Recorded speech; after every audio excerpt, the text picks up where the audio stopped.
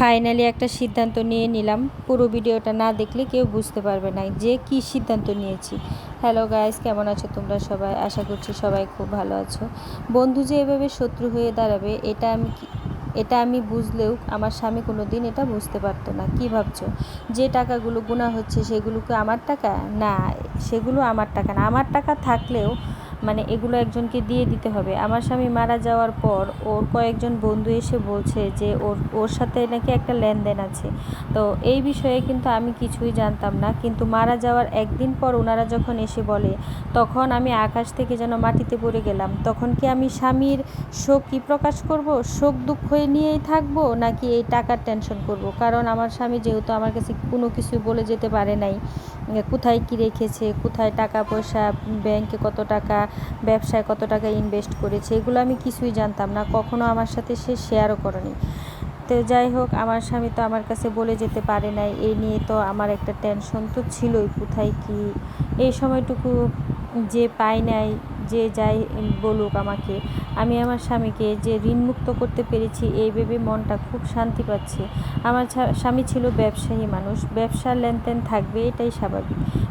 ব্যবসার যে টাকা, মানুষের কাছে লক্ষ লক্ষ টাকা পাওয়ার সত্ত্বেও কিন্তু আমি কাউকে বলতে পারছি না যে আমার স্বামী আপনার কাছে টাকা পায়। যে আর এটাও বলতে, যেহেতু আমাদের ব্যবসাটা ছিল পার্টনার আমার সাথে মাত্র 2 দিন এসে কথা বলছে যে কারো কাছে টাকা যদি পাওনা থাকে তাহলে দিয়ে দিবে, কিন্তু এখন পর্যন্ত 1 টাকাও আমার কাছে আসে নাই।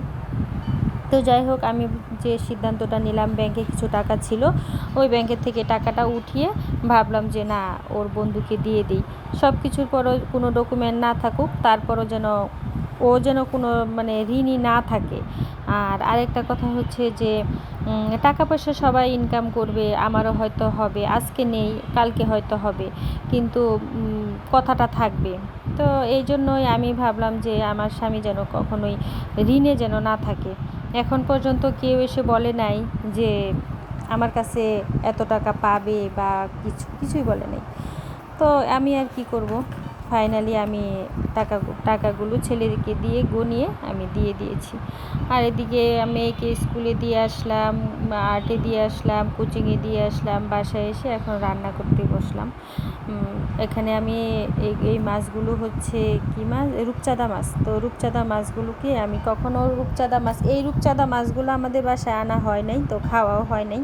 তো আমরা যেহেতু এবার প্রথম এনেছি মাছটা, তার জন্য একটু ভেবে চিন্তে রান্না করতেছি। ভাবলাম যে একটু লাল করে ভেজে তারপর রান্না করে নিব। আমি অল্প মশলায় রান্না করব, জিরা, পেঁয়াজ বাটা আর শুকনো লঙ্কার গুঁড়া, হলুদ, মরিচ এগুলো দিয়ে একটু মাখা করে রান্না করে নিব।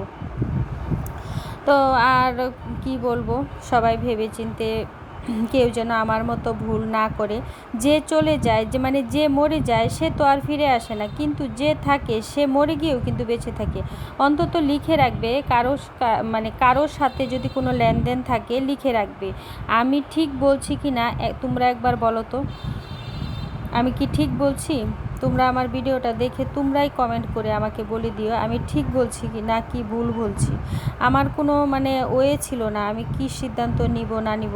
তারপরও আমি আমার পরিবারের সাথে তো অবশ্যই বুঝে শুনে তারপরে এই সিদ্ধান্তটা নিয়েছি। আর আমাদের যেহেতু বললাম না যে পার্টনারের ব্যবসাটা ছিল, তো পার্টনার যদি বলে যে সে টাকা দিবে তাহলে দিবে, না হলে ওটারও আমার কোনো দাবি নেই। সে যদি নাও দেয় আমাকে, যদি সে 1 টাকা নাও দেয়, তাহলে আমার কোনো কিছু আসে যায় না, না দিলে না দিবে। তো যাই হোক, কোনো কিছু কিন্তু থেমে থাকে না, যে যাবার সে যাবে। আজকে আমার স্বামী চলে গিয়েছে, কালকে আমি চলে যাব, পরশু আরেকজন যাবে, সবাইকে মরতে হবে, জানো তো। এই জন্য আমার এই জিনিসটা ভেবেই খুব খুব কষ্ট লাগছে। আর বন্ধুরা বিশ্বাসই করতে চায় না যে আমি এগুলো কিছু জানি না। যেহেতু আর একটা কথা হচ্ছে যে আমার স্বামী ফেব্রুয়ারিতে হচ্ছে ব্যাংক থেকে বন্ধু ছিল একজন, সাথে নিয়ে 17 লক্ষ টাকা ব্যাংক থেকে উঠিয়েছিল। তো ওনারা ভাবতেছে কেন আমি সেই টাকা দিতে পারবো না, আমার কাছে তো টাকা আছে। আর যেহেতু নভেম্বরে ও মারা গেছে, ফেব্রুয়ারিতে টাকা উঠে আনছে, তাহলে এই টাকা, এতগুলো টাকা কোথায় গেল? কিন্তু তাদেরকে আমি বোঝাতে পারতেছি না যে এগুলো তো ব্যবসায়িক টাকা, এগুলো ব্যবসায় ইনভেস্ট করা, আমার হাতে নাই। তো বলো তো আমার উপর দিয়ে কি সিচুয়েশান, কি পরিস্থিতিটা খারাপ গেছে, এই সব কিছু আমি ট্যাকেল দিয়ে, আমার পরিবার, আমার শ্বশুরবাড়ির পরিবার ছিল আমার সাথে, আমার বাবার বাড়ির পরিবার ছিল আমার সাথে, যার কারণে আমি মানসিক শক্তি পেয়েছি বিদায় আমি এই কাজটা করেছি। তো আজকে আমার তোমাদের সাথে কথা বলতে বলতে এই জিনিসটা শেয়ার করলাম, রান্না করতে করতে, কাজ করতে করতে আমি এই জিনিসটা আজকে তোমাদের শেয়ার করলাম। তো কী আর বলবো, যদি আমার এই ভিডিওটা তোমাদের ভালো লেগে থাকে তাহলে অবশ্যই চ্যানেলটাকে সাবস্ক্রাইব করে পাশে থাকবে, একটা লাইক, কমেন্ট, শেয়ার করবে।